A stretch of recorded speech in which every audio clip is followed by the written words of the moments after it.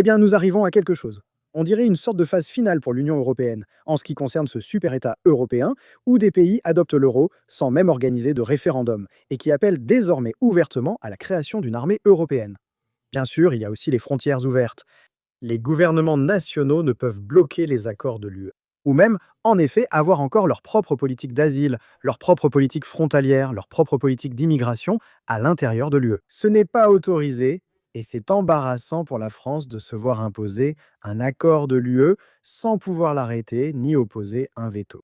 Et vous avez même, bien sûr, maintenant Ursula von der Leyen, la présidente de la Commission européenne, qui ouvre le bureau de la passerelle légale de l'UE en Inde pour augmenter encore davantage les niveaux d'immigration. Maintenant, brièvement, lorsque j'étais député européen pour le Brexit, j'ai révélé le fait que les députés européens reçoivent dans cette chose ridicule. Une banane. Un vote républicain avec un seul nom. Vous choisissez oui ou non pour Ursula von der Leyen comme présidente de la Commission européenne. Je veux dire, vous savez, un seul candidat sur un bulletin de vote, ça vous dit vraiment tout sur la façon dont ils prennent la démocratie au sérieux à Bruxelles. Comme souvent avec l'agenda de l'UE, cela va devenir plus extrême et insensé. Voici le chef du plus grand groupe du Parlement européen.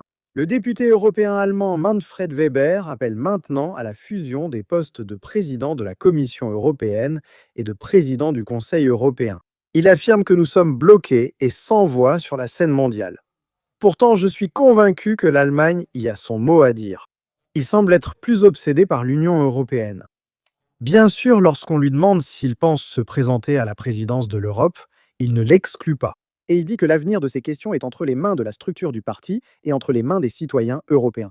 Eh bien, il y a une chose dont on peut être sûr. Cependant, quel que soit le changement, il n'impliquera pas que les électeurs puissent réellement voter pour choisir qui sera ce président. Ce n'est tout simplement pas ainsi que fonctionne l'Union européenne.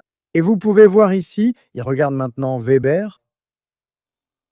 Il parle également du fait que les pays de l'UE passent au vote à la majorité qualifiée sur les questions de politique étrangère et de sécurité, plutôt que par unanimité. En d'autres termes, des gouvernements élus pourraient même maintenant s'opposer à quelque chose et se le voir imposer, même dans les domaines de la politique étrangère et de la politique de sécurité. C'est complètement fou, comme toujours. Je veux dire, heureusement qu'il y a eu le Brexit. Mais s'il vous plaît, faites-moi part de vos réflexions à ce sujet dans les commentaires ci-dessous. N'hésitez pas à mettre un petit pouce bleu à cette vidéo et bien sûr, comme toujours, merci de regarder.